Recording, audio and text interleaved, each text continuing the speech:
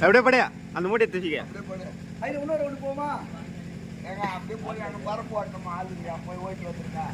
அந்த ரவுண்டு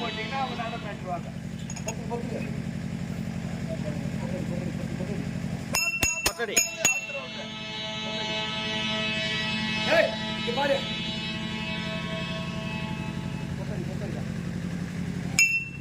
வைக்கல ரெடி பண்றா